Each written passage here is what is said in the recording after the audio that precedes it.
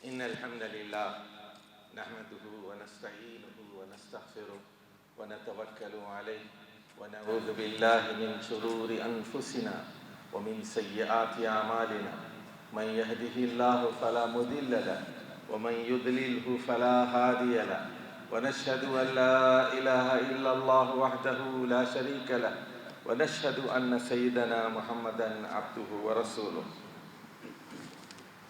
آج کی ہماری گفتگو سورۃ النحل کی آیت نمبر 90 پر مشتمل ہوگی۔ مشہور آیت ہے، ایک چھوٹی سی آیت ہے لیکن بہت ہی جامع آیت ہے، اور اس میں 6 مضامین ہیں، اور اللہ تعالیٰ نے اس میں 3 باتوں کا حکم دیا ہے اور 3 باتوں سے روکا ہے۔ اعوذ باللہ من الشیطان الرجیم، بسم اللہ الرحمن الرحیم۔ ان اللہ یأمر بالعدل والاحسان وایتاء ذی القربی۔ بلا شبہ اللہ تعالیٰ حکم دیتا ہے 3 چیزوں کا: عدل کا، احسان کا، اور رشتہ داروں کو کچھ دینے کا۔ اللہ تعالیٰ 3 چیزوں کا حکم دیتا ہے: عدل کا، احسان کا، اور رشتہ داروں کو کچھ دینے کا۔ وَإِيتَاءِ ذِي الْقُرْبَى وَيَنْهَى عَنِ الْفَحْشَاءِ وَالْمُنْكَرِ وَالْبَغْيِ۔ اور 3 چیزوں سے روکتا ہے: فحاشی سے، منکرات سے، اور بغی سے۔ فحاشی سے، منکرات سے اور بغی سے۔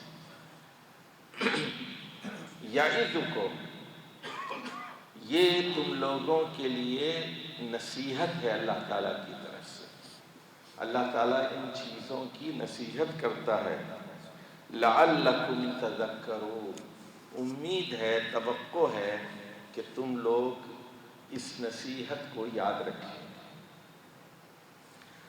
تو 6 باتیں ہو گئیں، 6 باتیں ہو گئیں، تو 6 باتوں پر انشاءاللہ ہم تفصیل سے گفتگو کریں گے۔ ایک تو عدل ہے، اور دوسری احسان ہے، اور تیسرے رشتہ داروں کے حقوق ہیں، اور چوتھی چیز فحاشی ہے، اور 5ویں چیز منکرات ہیں، اور 6ٹھی چیز بغی ہے، یعنی زیادتی۔ اب عدل سے کیا مراد ہے، پہلے تو اس کو سمجھیں۔ عدل کا پہلا مطلب تو ہے توحید، یعنی ان اللہ یامر بالعدل کا مطلب ہے ان اللہ یامر بالتوحید۔ آپ پوچھیں گے عدل کا مطلب تو انصاف ہوتا ہے، آپ نے توحید کیسے مراد لی؟ اس لیے کہ سب سے بڑا ظلم شرک ہے۔ وہاں سورہ لقمان میں کہا گیا، آپ کو یاد ہے کہ ان الشرک لظلم عظیم، بلا شبہ شرک سب سے بڑا ظلم ہے۔ تو اس کا مفہوم مخالف کیا ہوگا؟ ان التوحید لعدل عظیم۔ اور احسان کا مطلب ہے، دوسرا جو لفظ ہے احسان کا، احسان کا حکم دیتا ہے، تو اس کا مطلب ہے والدین کے ساتھ احسان۔ اور تیسری بات کیا ہو گئی؟ رشتہ داروں۔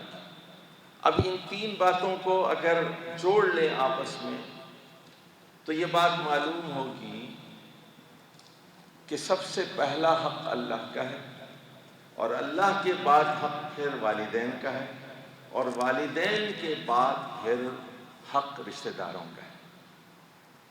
اب دیکھیے 3 لفظوں کو آپس میں جوڑیے تو اس سے کیا بات معلوم ہوئی کہ اللہ تعالیٰ ایک ایسا مسلمان معاشرہ قائم کرنا چاہتا ہے جس میں سب سے زیادہ اہمیت توحید کو حاصل ہو، اللہ کا حق اس کو ادا کیا جائے، جو خالق ہے اسی کی عبادت کی جائے، جو پیدا کرنے والا ہے اسی کی پوجا کی جائے، اسی سے دعائیں مانگی جائیں، اسی کو سجدہ کیا جائے، اسی سے رکوع کیا جائے، اسی کے سامنے رویا جائے، اسی کے سامنے گڑ گڑایا جائے، کسی اور کے سامنے دست سوال دراز نہ ہو۔ تو اللہ کا حق ہے، سب سے پہلے حق اللہ کا، اور اس کے بعد پھر حق ہے والدین، اور اس کے بعد پھر حق ہے رشتہ داروں کا۔ یہ ترتیب ہے، اور بالکل یہی ترتیب آپ دیکھیں گے کہ سورۃ بنی اسرائیل میں بیان کی گئی، جو اس کے بعد والی سورت ہے، اور وہاں یہ بات کہی گئی وَقَضَىٰ رَبُّكَ أَلَّا تَعْبُدُوا إِلَّا إِيَّاهُ وَبِالْوَالِدَيْنِ إِحْسَانًا۔ اور اللہ نے، تمہارے رب نے اے محمد صلی اللہ علیہ وسلم یہ فیصلہ کر دیا ہے، قضا ربک، اس نے یہ فیصلہ کر دیا، اس نے یہ حکم جاری کر دیا، قضا ربک اللہ تعبدوا الا ایہ، کہ تم لوگ اللہ کے علاوہ کسی اور کی عبادت نہ کرو، وبالوالدین احسان، اور والدین کے ساتھ حسن سلوک کرو، اور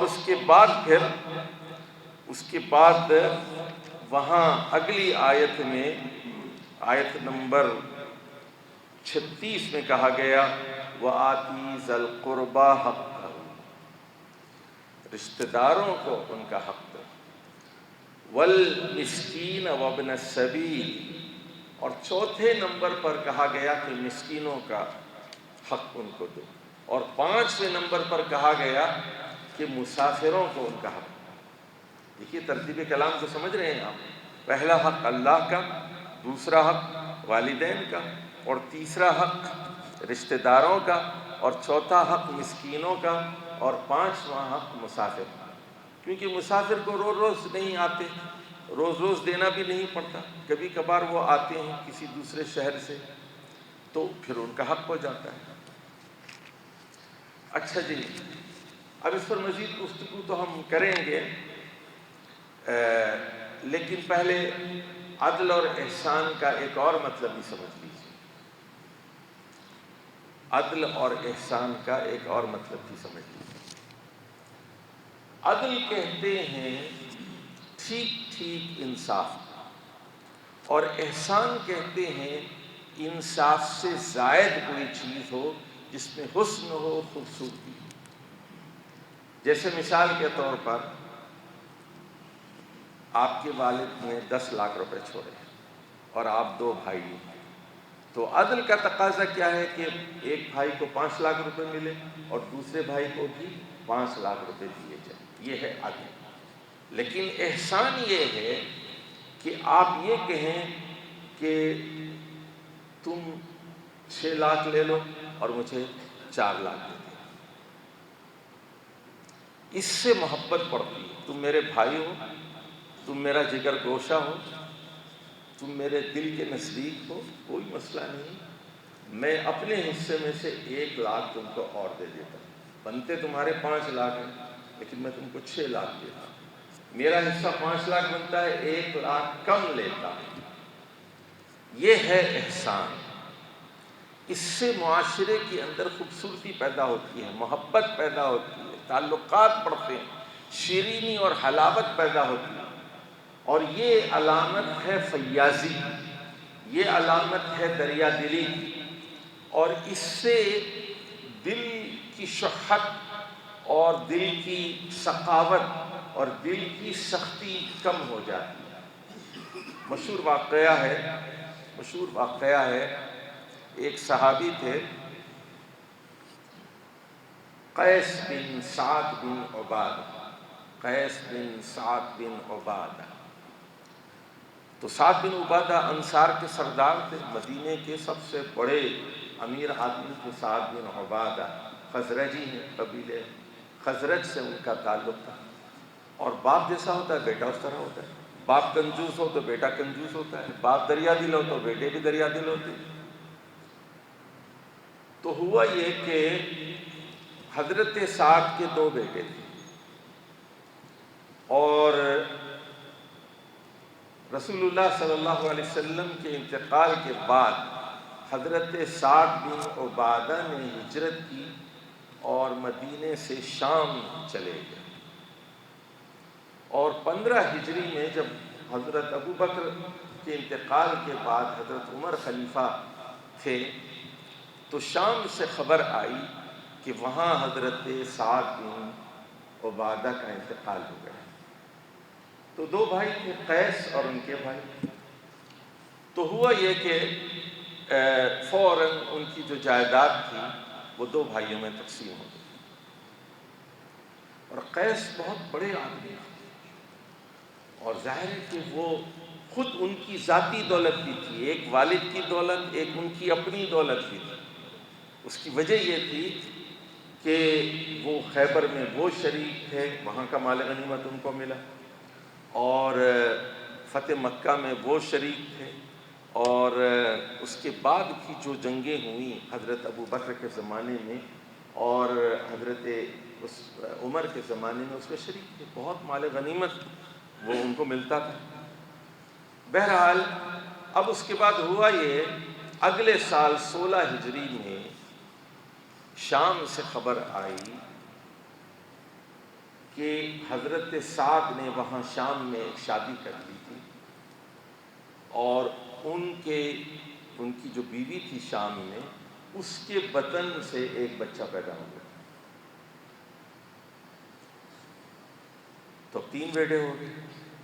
پہلے جائیداد تقسیم ہوئی تھی 2 بیٹوں میں، اب 3 میں تقسیم ہو گئی. جب یہ اطلاع مدینہ پہنچی تو حضرت عمر نے حضرت قیس کو بلایا اور کہا کہ اب جائیداد کی دوبارہ تقسیم ہو، 2 کے بجائے 3 بیٹوں میں. تو انہوں نے کہا اللہ کی قسم، جو تقسیم ہو چکی ہوگی 2 میں ہی ہوگی.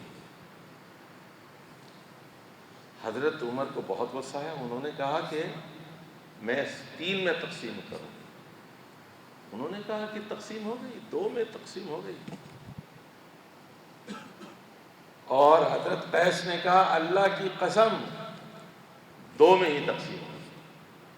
حضرت عمر نے کہا کیا تمہیں اللہ کا خوف نہیں؟ اللہ کا خوف نہیں؟ انہوں نے کہا کہ میں نے کب کہا ہے کہ میں اللہ کے احکام کی خلاف ورزی کروں. انہوں نے کہا کہ میں اپنا حصہ نہیں لوں گا. میرے حصے میں جتنی جائیداد اور جتنی دولت آئی ہے وہ ساری کی ساری میں اپنے نومولود بھائی کو دے دوں گا. میں اپنے نومولود بھائی کو دے دوں گا. اب یہ کیا چیز ہے؟ حالانکہ ان کا 1/3 حصہ بنتا تھا ان کا، لیکن انہوں نے کوئی حصہ نہیں لیا اور سارے کا سارا اپنے بھائی کو دے دیا. یہ ہے احسان، یعنی عدل سے زائد اپنے حصے کو کم لینا اور دوسرے کو اس کا زیادہ حصہ دینا. اور یہ احسان ہر چیز میں، جیسے مشہور حدیث ہے ان اللہ، صحیح مسلم کی، ان اللہ کتب الاحسان علی کل شیء. ہر چیز میں احسان ہے، ہر چیز میں خوبصورتی ہے. اللہ تعالیٰ نے ہر چیز میں احسان کو لازمی اور فرض ٹھہرایا ہے، واجب ہے. یہ کتب اللہ فی کل شیء علی کل شیء.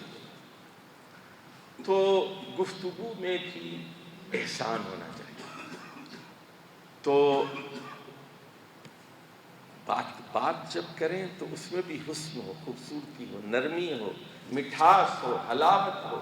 معاملات ہو اس میں بھی احسان ہو. ناپ تول ہو اس میں بھی جھکتا تولنا چاہیے. یعنی 100 گرام آپ لیتے ہیں یا 1 کلو خریدتے ہیں. 1 کلو کا مطلب کیا ہے؟ 1000 گرام. 1 کلو گرام کا مطلب 1000 گرام. تو 1000 پورے کا پورا تولنا چاہیے آپ. لیکن اگر 10 گرام 20 گرام زیادہ تولتے ہیں یہ احسان. چاہے آپ سبزی بیچتے ہوں، چاہے آپ گوشت بیچتے ہوں، چاہے چاول یا کوئی بھی چیز دنیا کی بیچتے ہیں. کپڑا ناپتے ہیں فرض کیجئے 5 میٹر، تو 5 میٹر کے بعد تھوڑا سا اور زیادہ آپ ناپ دیجیے. یہ کیا چیز ہے؟ یہ احسان. ہر چیز میں اللہ تعالیٰ نے ہر چیز میں احسان کو فرض کیا. تو اب سن لیجئے، عدل کے بغیر معاشرہ قائم نہیں ہو سکتا. عدل کیا ہے؟ وہ لازمی چیز ہے، وہ فرض ہے. لیکن احسان فرض تو نہیں ہے، لیکن اس کی فضیلت بہت ہے، اس کی اہمیت بہت ہے، اس کا ثواب بہت ہے. اب عدالتیں یاد رکھیے، جب عدالت کے پاس جائیں گے تو آپ احسان کا مطالبہ نہیں کر سکتے. عدالت وہ تو عدل کے مطابق فیصلہ کرے گی، لیکن آپ اپنی طرف سے احسان کر سکتے. اگر عدالت یہ فیصلہ کرتی ہے کہ اسے 5 لاکھ روپے دیے جائیں اور آپ اپنی طرف سے کہتے ہیں کہ میں 5 کی بجائے 6 لاکھ دوں گا، یہ احسان ہے.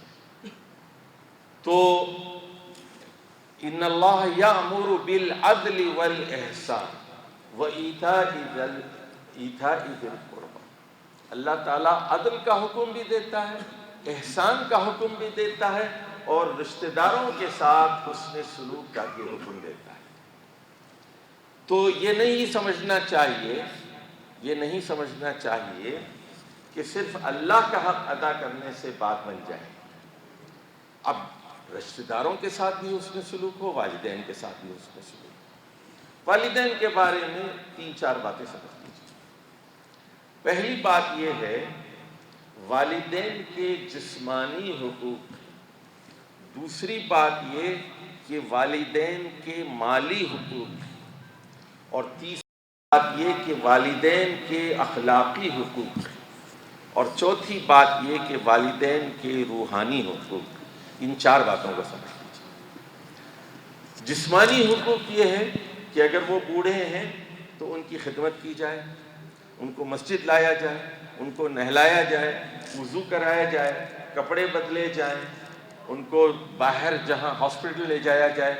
تو جسمانی ان کی جو خدمت کی جا سکتی ہے وہ خدمت کی جائے، اور وہ ہے پہلا حق. دوسرا حق ہے مالی حق. اب مالی حق کے بارے میں ذرا سمجھ لیجیے.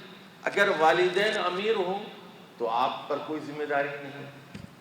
والد مثال کے طور پر آپ 1 لاکھ روپے تنخواہ ہے، آپ کی تنخواہ 50,000 ہے، یا آپ بھی 1 لاکھ کما رہے ہیں، تو آپ کو انہیں مزید دینے کی کیا ضرورت ہے؟ وہ 1 لاکھ کما رہے ہیں، آپ 1 لاکھ کما رہے ہیں.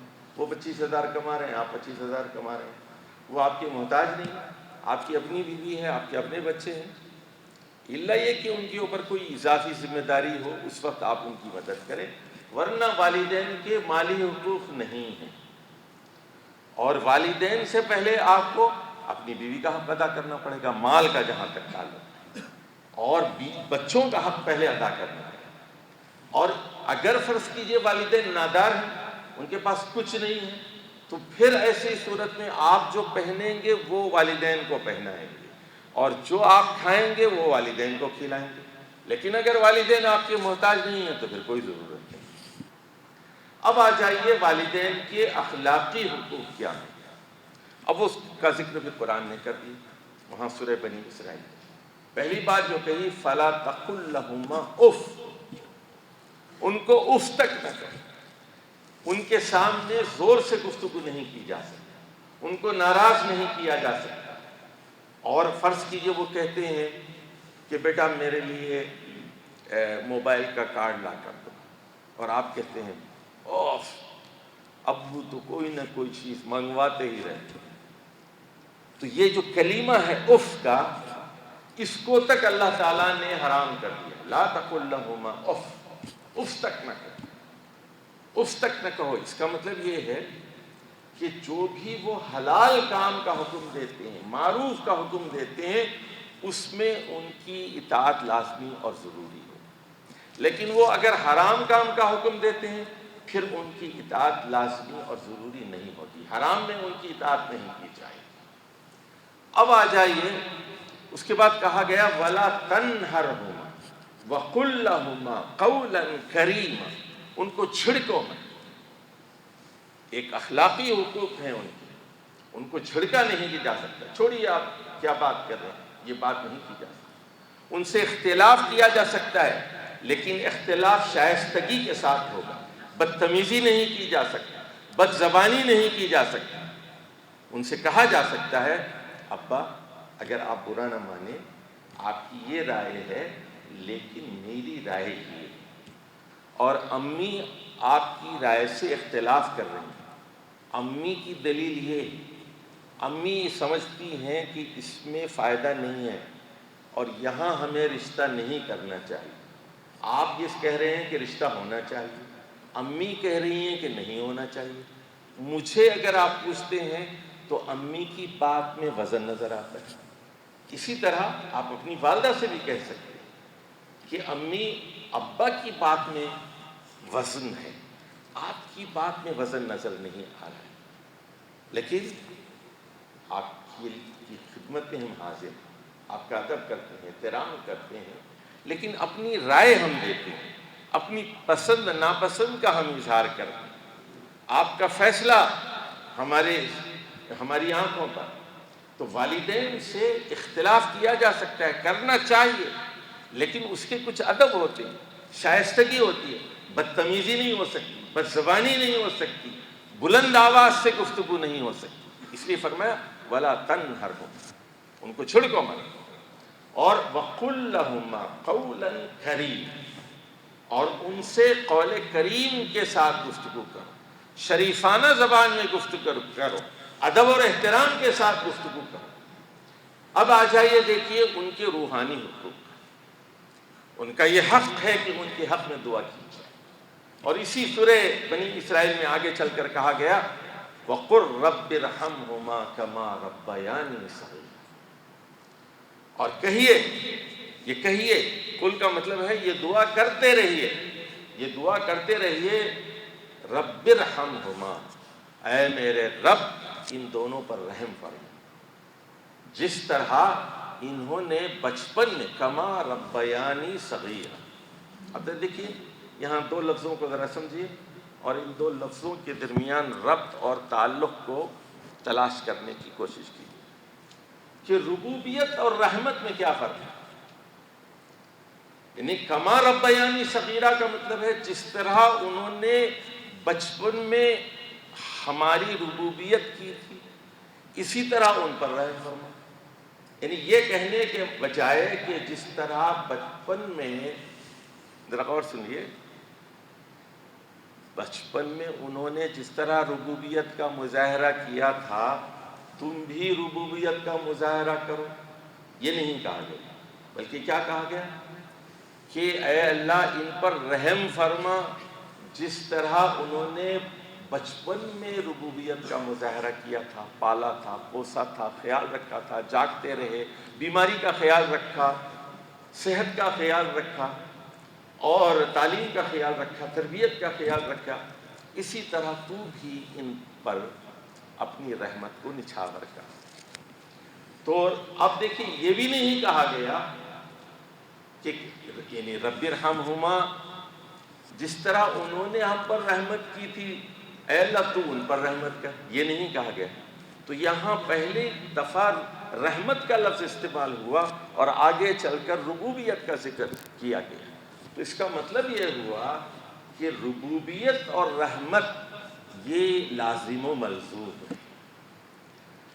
اور اس کے بعد ایک دوسری بات کہی گئی والدین کے بارے میں، اور وہ یہ کہ وَخْفِضْ لَهُمَا جَنَاحَ الذُّلِّ مِنَ الرَّحْمَةِ، وَخْفِضْ لَهُمَا جَنَاحَ الذُّلِّ، جناح کہتے ہیں پروں کو، جناح کہتے ہیں پروں کو، پروں کو نیچے کر دو، والد کو دیکھو، والدہ کو دیکھو، پروں کو نیچے کر دو۔ یعنی ایسا لگ رہا ہے کہ بیٹا ہوائی جہاز پر ہے، اوپر ہے، اڑ رہا ہے، بہت اوپر اڑ رہا ہے، اللہ کہہ رہا ہے پروں کو نیچے کر دو، والدین کو دیکھتے ہی پروں کو نیچے۔ وَخْفِضْ لَهُمَا جَنَاحَ الذُّلِّ، یہ جناح الذل کیا ہے؟ یہ ہے ذلت کے، عاجزی کے پروں کو نیچے کر دو۔ جیسے جہاز کے پر ہوتے ہیں اسی طرح ذلت، عاجزی، انکسار اس کے بھی پر ہوتے ہیں، اور وہ کیسے پیدا ہوتے ہیں؟ من الرحمہ، وَخْفِضْ لَهُمَا جَنَاحَ الذُّلِّ مِنَ الرَّحْمَةِ۔ اب آ جائیے وَإِيتَاءِ ذِي الْقُرْبَىٰ، وَإِيتَاءِ ذِي الْقُرْبَىٰ، اور رشتہ داروں کا حق۔ رشتہ داروں میں سن لیجئے کہ پہلا حق جو ہے والدین کے بعد وہ بھائی بہن کا ہوتا ہے۔ بیوی بچے تو وہ ڈائریکٹلی آپ کے زیر کفالت ہیں، ان کو تو لازماً کرنا ہی کرنا ہے جب تک کہ وہ بالغ نہیں ہو جاتے بچے، وہ تو آپ کی پہلی رسپانسبلٹی بیوی ہے، اور آپ کی دوسری رسپانسبلٹی وہ بچے ہیں۔ اور تیسری رسپانسبلٹی آپ کی والدین ہے، لیکن اب اس کے بعد دائرہ آگے بڑھتا ہے، یہ خاندان کا دائرہ ایسے پھیلتا جاتا ہے۔ اس کے بعد بھائی ہیں اور بہنیں، ان کے حقوق شروع ہو جاتے ہیں۔ رشتہ داروں میں پہلا حق بھائی، سگے بھائی سگی بہن کا، اور اس کے بعد پھر چچا اور پھوپھی کا، ددیالی رشتہ داروں کا، اور اس کے بعد پھر ماموں اور خالہ کا، ننیالی رشتہ دار، اور بالکل اسی طرح سسرالی رشتہ داروں کا بھی حق۔ یعنی یہ بات سمجھ لیجئے، اور یہ بات میں نے بار بار سمجھائی ہے، جس طرح ایک بہو کے لیے ضروری ہے کہ وہ اپنی ساس اور سسر کی خدمت کرے، احترام کرے، بالکل اسی طرح ایک مرد کے لیے ضروری ہے کہ وہ اپنی ساس اور اپنے سسر کی خدمت کرے۔ یہ نہیں ہے، یہ یک طرفہ نظام نہیں چلے گا، یہ صرف عورت کے اوپر نہیں ہے کہ وہ ساس سسر کی خدمت کرے یا ساس سسر کا احترام کرے، یہ مرد کی بھی ذمہ داری ہے کہ وہ اپنی بیوی کے والدین کے بارے میں سوچے، اور جو مرد اپنی بیوی کے والدین کے بارے میں سوچتا ہے، وہ اس کی بیوی پھر شوہر کے والدین کے بارے میں سوچتی ہے۔ یہ ایک ریسیپروکل چیز ہے، یہ ایک فطری چیز ہے۔ اگر آپ اپنی بیوی کے والدین کو برا بھلا کہتے ہیں تو وہ آپ کے والدین کو برا بھلا کہے، یہ بالکل ایک فطری بات ہے۔ تو یہ رشتہ دار پھر اور آگے بڑھتے جاتے ہیں، پھر دور کے رشتہ دار ہیں، چچا زاد بھائی ہیں، خالہ زاد بھائی ہیں، پھوپھی زاد بھائی ہیں، ماموں زاد بھائی ہیں، یہ پھر اور دور کے رشتہ دار ہیں۔ تو یہ الاقرب فالاقرب، یہ فائدہ ہے۔ اب آ جائیے تین چیزیں جن سے روکا گیا ہے، ہم ان کی بات کریں۔ تین چیزیں کون سی حرام کی گئیں؟ وَيَنْهَا عَنِ الْفَحْشَاءِ وَالْمُنْكَرِ وَالْبَغْيِ۔ فحاشی تو کہتے ہیں کُلُّ شَيْءٍ قَبِیح، ہر قبیح چیز کو، ہر بری چیز کو وہ جو ہے فحش چیز کہتے ہیں، چاہے وہ جس میں جنس، خاص طور پر جنسی اعضاء کو استعمال کیا گیا، ہر وہ گالی کسی زبان میں ہو، انگریزی میں ہو، اردو میں ہو، پنجابی میں ہو، پشتو میں بھی، ہر وہ گندی بات جس میں جنسی اعضاء کو، جس میں شرمگاہ کا لفظ استعمال کیا جائے، وہ فحاشی۔ اسی طرح عریانی، بے لباسی، یہ بھی فحاشی۔ اسی طرح زنا اور بدفعلی بھی فحاشی۔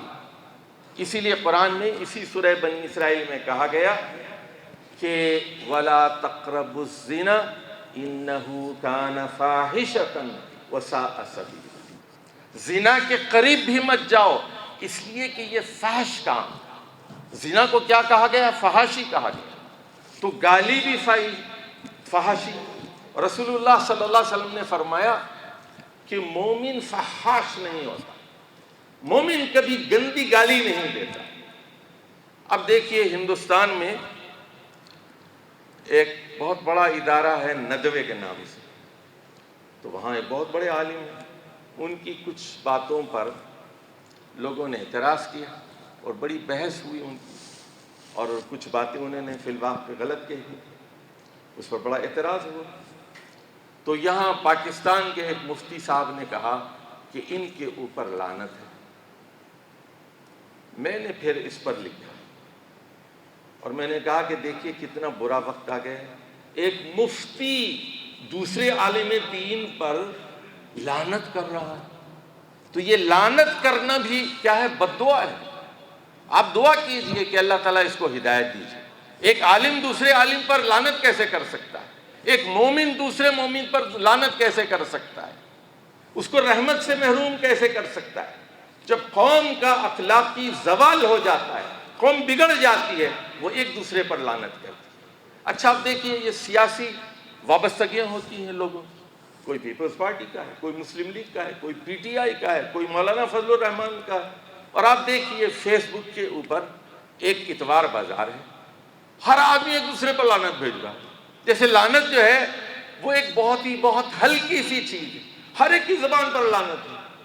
عالم کی زبان پر بھی لعنت ہے، مفتی کی زبان پر بھی لعنت ہے، ہم ہوئے تم ہوئے کہ میر ہوئے، اس کی زلفوں کے سب اسیر۔ تو وَيَنْهَا عَنِ الْفَحْشَاءِ وَالْمُنْكَرِ۔ اب دوسری چیز فحاشی کے بعد اس سے روکا گیا ہے وہ منکر ہے۔ منکر کہتے ہیں اجنبی چیز کو، اجنبی چیز کو جو فطرت کے خلاف، اور منکر کی ضد ہے معروف، معروف کی ضد منکر ہے، منکر کی ضد معروف۔ معروف کہتے ہیں جانی پہچانی چیز کو معروف کہتے ہیں، ویل نون چیز جو اس کو انسانی فطرت جانتی ہے۔ جیسے سچ بولنا معروف ہے، جھوٹ بولنا منکر ہے، شادی کرنا معروف، زنا کرنا منکر، فیاضی دریا دلی یہ کیا چیز ہے؟ یہ معروف۔ بخیلی کنجوسی یہ منکر ہے۔ منکر یعنی انسانی فطرت اس سے دور بھاگتی ہے۔ منکر ہر اس کام کو کہتے ہیں جو انسانی فطرت جس سے نفرت کرتی ہے، آپ پسند نہیں کرتے اس چیز کو، وہ منکر ہے۔ اور بغی یہ یعنی بغاوت کا ایک رویہ ہے جس میں آپ دوسروں کے حقوق پر ڈاکہ ڈال دیں، اور بغ کا مطلب ہے دوسرے کی زمین پر قبضہ کر لیں، دوسرے کی جائیداد پر قبضہ کر لینا، دوسرے کے پیسے پر قبضہ کر لینا، دوسرے کے ٹائم کی چوری کرنا، دوسرے کی باری کی چوری کرنا۔ آپ لائن میں جا رہے ہیں، لائن میں کھڑے ہوئے ہیں، فرض کیجئے بل جمع کرنے کے لیے لائن میں کھڑے ہوئے ہیں، آپ کا 20واں نمبر ہے، آپ آگے بڑھ کر پہلے نمبر پہ چلے جاتے ہیں یا دوسرے نمبر میں گھسنے کی کوشش کرتے ہیں، یہ کیا ہے؟ یہ بغ ہے۔ دیر سے آپ آئے ہیں، آپ کو پیچھے کھڑے ہونا چاہیے 21ویں نمبر پر، لیکن آپ دوسرے نمبر پہ جانا چاہتے ہیں، یہ ہے بغ، دوسرے کا حق مار رہے ہیں۔ اسی طرح لائن سے گاڑیاں کھڑی ہوئی ہیں، آپ آگے سے گاڑی نکالنے کی کوشش، الا یہ کہ کسی کی موت کا ہو رہی ہے، کوئی بیمار ہے، کوئی ایمبولینس ہے، کوئی ضرورت ہے، تب پھر آپ ریکویسٹ بھی کر سکتے ہیں کہ میری ضرورت ہے، مجھے آگے جانے دیجیے۔ تو ایک عام قاعدہ ہوتا ہے، ایک خاص ہے۔ تو حاصل کلام پوری گفتگو کا کیا ہوا کہ سورۃ النحل کی آیت نمبر 90 میں اللہ تعالیٰ نے یہ حکم دیا، ان اللہ یامر بالعدل والاحسان وایتاء ذی القربى، تین چیزوں کا حکم دیا، عدل کا، احسان کا، اور رشتہ داروں کے ساتھ حسن سلوک کا۔ یعنی توحید کا حکم دیا، والدین کے ساتھ حسن سلوک کا حکم دیا، اور رشتہ داروں کے ساتھ حسن سلوک کا حکم دیا، اور ایک ترتیب کے ساتھ دیا۔ اور اس کے بعد تین چیزوں سے روکا، وَيَنْهَا عَنِ الْفَحْشَاءِ وَالْمُنْكَرِ، فحاشی سے، عریانی سے، بے لباسی سے، گندی زبان سے، زنا سے، بدفعلی سے، منکر سے، حرام سے، جو انسانی فطرت جس سے ابا کرتی ہے، نفرت کرتی ہے، اور دست درازی سے، لوگوں کے حقوق پر ڈاکہ ڈالنے سے، اور یہ رشوت، زمینوں پر قبضے، مکانوں پر قبضے، یہ جتنے قبضہ گروپ ہوتے ہیں، بھتہ گروپ ہوتے ہیں، یہ سارے یہ بغی کی تعریف میں آتے ہیں۔ یعظکم، وہ اللہ تم لوگوں کو نصیحت کرتا ہے، لعلکم تذکرون۔ اب یہ دھمکی ہے اللہ تعالیٰ کی طرف سے۔ لعلکم تذکرون کا مطلب ہے امید ہے تم لوگ اس نصیحت کو اچھی طرح یاد رکھو گے، توقع ہے، امید ہے کہ معاشرہ اس بنیاد پر قائم ہوگا، کبھی بد زبانی نہیں کرو گے، گندا لباس نہیں پہنو گے۔ اب دیکھیے یہ خواتین کا اور مردوں کا آج کل جو لباس ہے یہ بھی فحاشی میں شامل آتا ہے، یہ سلیو لیس جو کلچر ہے وہ بھی فحاشی میں۔ یہ شہزادہ آ گیا ولیم، اس کے ساتھ شہزادی کے ساتھ، وہ تو پاکستانی لباس میں آ رہی ہے، اور اس کے سامنے ہماری خواتین وہ ان کا لباس پہن کر آ رہی ہیں اور جسم کی نمائش کر رہی ہیں، گلا کشادہ ہے، بازو ننگے ہیں، پیٹ کی نمائش ہو رہی ہے۔ تو یہ سب کیا ہے؟ یہ فحاشی اور گندی زبان، گندے ڈرامے، گندے الفاظ، یہ لعنت کے الفاظ، لعنتان کے الفاظ، یہ سب فحاشی میں آتے ہیں۔ تو تو معاشرہ ان قدروں کے ساتھ، ان ویلیوز کے ساتھ ایک خوشگوار اور اسلامی معاشرے میں تبدیل ہو سکتا ہے۔ اقول قولی ھذا واستغفر اللہ لی ولکم ولسائر المسلمین واستغفروہ انہ هو الغفور الرحیم۔